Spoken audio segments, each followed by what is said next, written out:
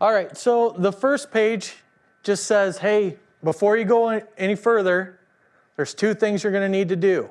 One, prepare your letter of intent, and two, your MOA. Now, we've dedicated special pages just to kind of give you everything you want, and I've also received a recent request this week to create an FAQ also for the reasons why you create and fill out your LOI and your MOA. It's not ready yet, but I will put out a page in the next week that has this. So this talks about what this process is. And it says, attention, are you ready to join? Fill out and submit your LOI. Then you fill out and submit your MOA. You fill out your agency registration, your agency contact information, your CASM radio information, you review it and you submit it. At every point I want you to feel like you know where you're going to be. This is a 7-step process, and the 7th step is really just review. I want it to be as easy as possible. If there's ever a question, please contact us, because I really do. I go out to the user group committees. I go out to the PSAP committees. I go out to whatever committees to talk about this and make sure that there's no struggle, because I know you don't need any more struggles in your life, especially from a piece of technology. So as you can see, we put here is the sample. We have what you can use as sample text. So hey, I don't even need you to think. I can give you the sample text. You can copy and paste it. Whatever it takes to make this easy. And here's what the web page looks like. So we go back here.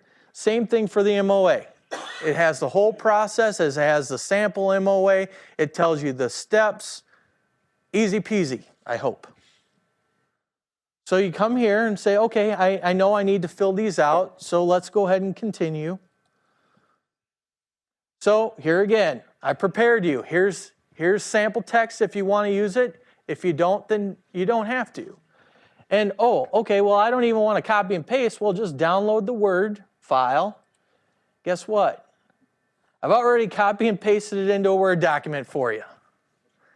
I'm trying to make it as easy as I can, folks. Like I said, if this isn't as plug and play as it gets, please help me. Because we're going to also be creating a YouTube video just in case you want to watch how this is done in slow motion. She's very open to suggestions. Thank you. Where did you have that? Thank you, Ellen. And that's it. I am. I want everyone to feel like we listen and that we're very willing to make the changes. So I'm going to do a save as just on the desktop here. Sample letter of intent. Choose a file. Go to my desktop.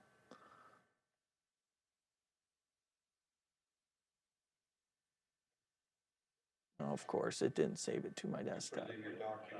Oh, thank you. See? It's all the pressure from being up here in front of everyone, I'm not used to all this. So now, yeah. So now I click on next. And as you can see, audience participation is welcome. Here is the link that you can download it. Once again, fill this out. So I'm going to download it. It's in our download folder this time. Choose the file.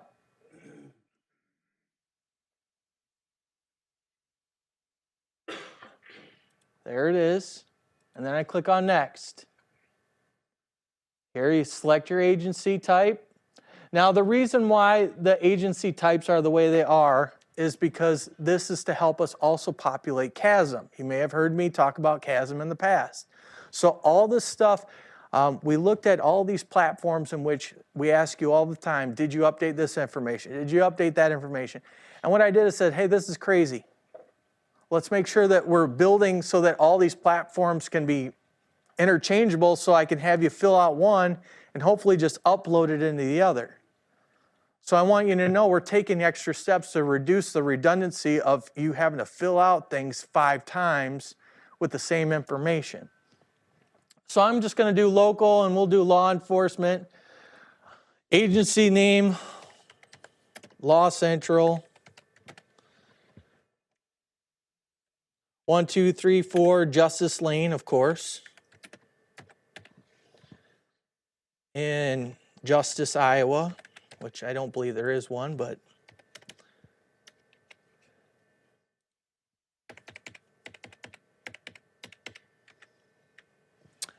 and then, of course, I'm just going to select a county. We'll go with Calhoun. And you can see I'm even trying to make it easier so you can see your region number for your Iowa Homeland Security, your county abbreviation, and actually I had your county number in there too. Let me tell you, not many people know that information. The county abbreviation and the county number is stuff that you really have to dig to find. And I don't think anyone's using it, but we have it just in case. So of course I click on next, agency contact. Well, what other agency contact would there be for a law enforcement center other than Johnny Law? And of course, Johnny Law is the sheriff. No offense to any of my police chiefs, it was just easier.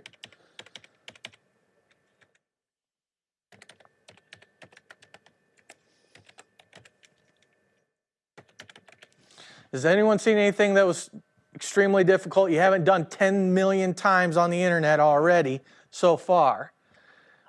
Is the contact for the application package the same as above? So sometimes we know that our bosses like to delegate work. Are you going to be the one that takes the call, or is your boss? So you might have put in your boss's name at the top, but you might be the one who gets the delegated work. So this is where you'd say no. I'm going to say yes because I'm going to be lazy, so I can just make sure we can keep going through this.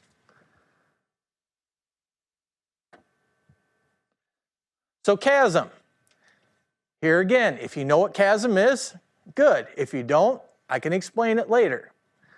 We also have sections of our website. We also have YouTube videos out there, everything to explain chasm and what that is and how that can be useful. So if you don't know, you just say no or I don't know. If you say, oh, well, maybe I need access to chasm. Hey, I put a link there. It goes right to the place where you can register for chasm. Easy peasy. Do you use the system for daily operations? Like we talked about, is this your interoperability system? Is this your operability system? Are you sure or you don't know? Well, for now, let's just say we're going to use this for interoperability only. So I'm going to click on no. And you're a small office, so I'm going to say you have 5 radios. Will you perform dispatching? For now, I'm just going to say no. You're just going to use this for interoperability.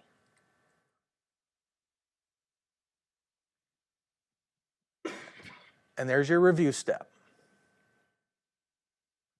Please tell me, is there anything that could have been easier? I know I didn't put in numbers along the steps on each page, but I felt that you guys, it was just as easy as I could make it. We even put the big green steps at the top so you knew which part of the steps you were in. You can always go back if you say, oh, look, I typed in something incorrectly. You just go click on previous. Not unlike any other thing you've ever submitted. And then once you click on submit, you should receive an email and we'll receive an email. And we'll have everything we need to process your information. Yes, sir? Can you tell them what happens when you don't? Okay, the question was, what happens when we don't receive your attachments? You go into this nebulous of, we don't know where you are in the process, and then someone has to start following up with you. And then we call you and say, hey, look, we received your application, but somehow you forgot your LOI and your MOA. You would have had to have attached something, because guess what? We don't even let you go any further if you don't upload a file anymore. That's correct.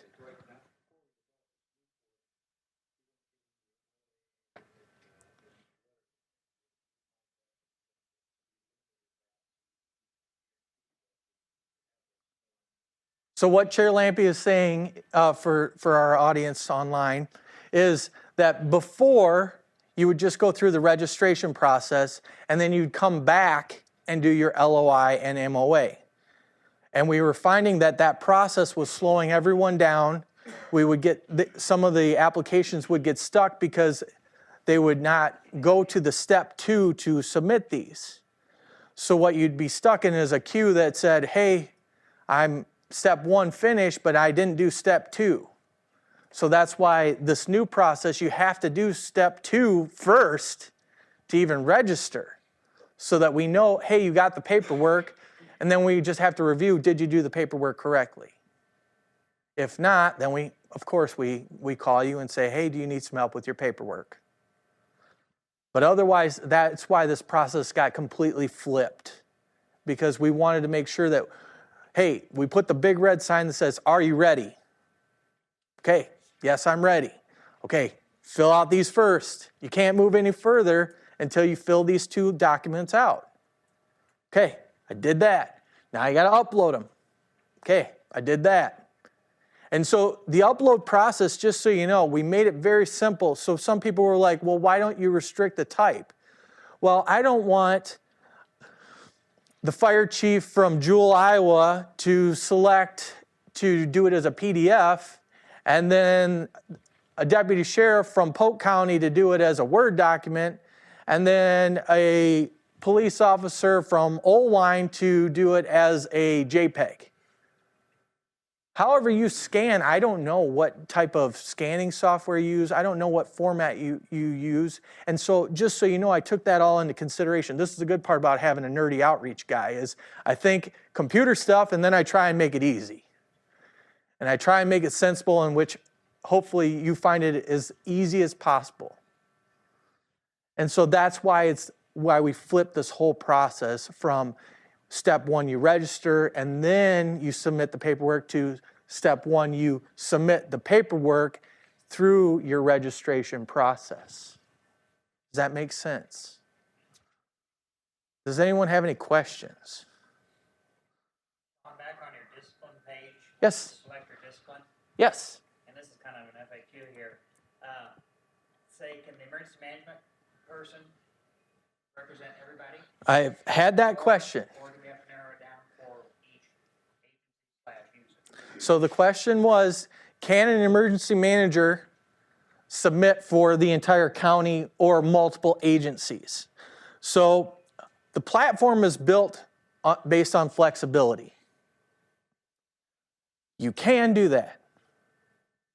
Here's the caveat is, if you do that, you're now responsible for that information. Versus if in your county you have the police chief do his, the fire chief do theirs, the EMS director do theirs, now then they become responsible for their information. So that's where I want to make sure that there's no disconnect here, because if you are the sheriff and you've always taken this stuff on, and the next sheriff does not have the same wants or needs as you have, well, then there could be a disconnect. And the same with an emergency manager, because each person has their own personality and how they do business. And so the platform will allow it. You can see I can check fire, EMS, I can do all that. But then you have to understand that only the emergency manager will be contacted with new information or updates about the radio system. Okay, so I want to make sure you're very clear about that. So let's say fire station A goes out and they're like, hey, I want to buy new radios. Well, are they thinking about the platform? Or are they going out and doing whatever they want? So here's where it's important to understand this, because the consulting and the making sure that they're getting something that's compatible with the platform is the essential component.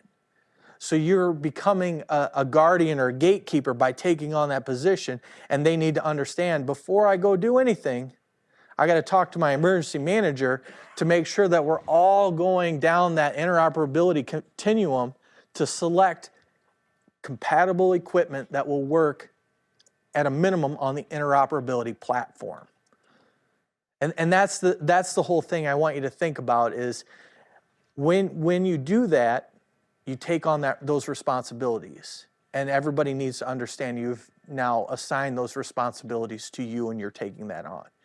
And when they start looking for their mobile radios, their portable radios, their repeaters, whatever it may be, they need to think about that interoperability platform and the continuum of, did I just buy something that's not P25 and Isics interoperable?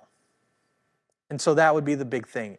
I know that's a long answer for a short question, but it's essential that people understand that, because I have a lot of EMAs, they tell me, hey, we do this, or 911 centers. Well, the 911 center is typically associated with the sheriff's office. So now I got a 2-for-1. You know, the people who manage all the calls and the designated law enforcement agency for that county. So that's really up to you. I created the platform for flexibility, but I want to make sure I educate people on, with flexibility comes the acknowledgement of who's responsible. And then if they say, oh, well, like I said, my fire department decided to add 5 more radios. Well, 5 radios is not really that many in the grand scheme of things. But if they say, oh, well, my new fire station is adding 100 radios, well, then it's your job to say, okay, we need to make sure, one, we talk with the platform folks, because when I do the change request to add these new radios, that one, our system can handle it that's in your area.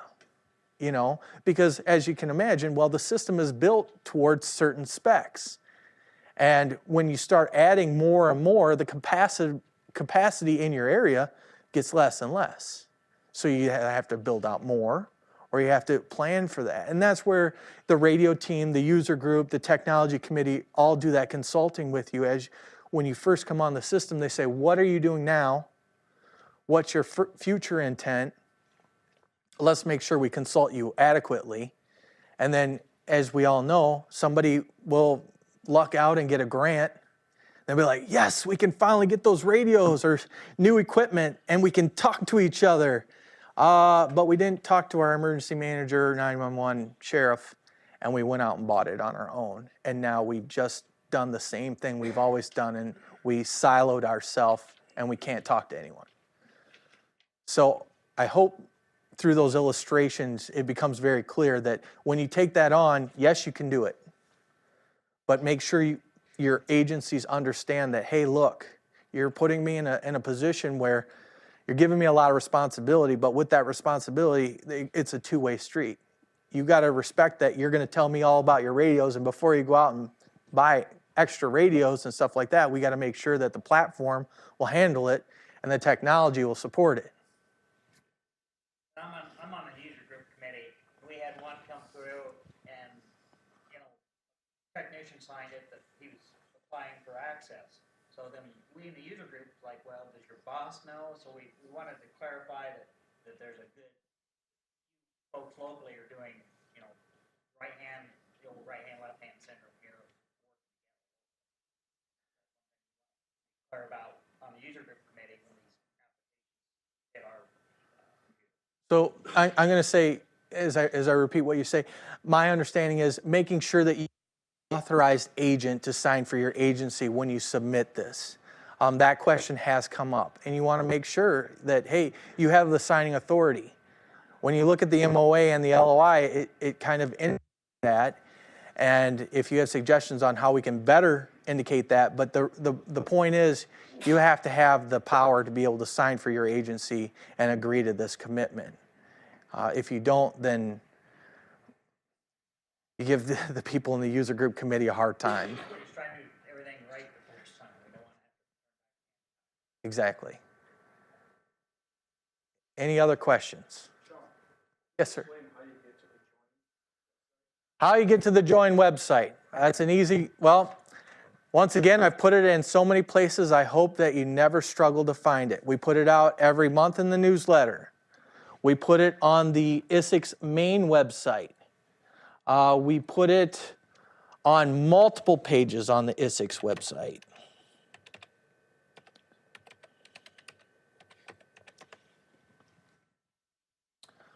So let's see here. We'll click on radio. Hey, there's a big join now button. We put them all over the place. And if you want to look at, okay, well, Let me see, I might want to go to the frequently asked questions. This will tell you all the things you might ask.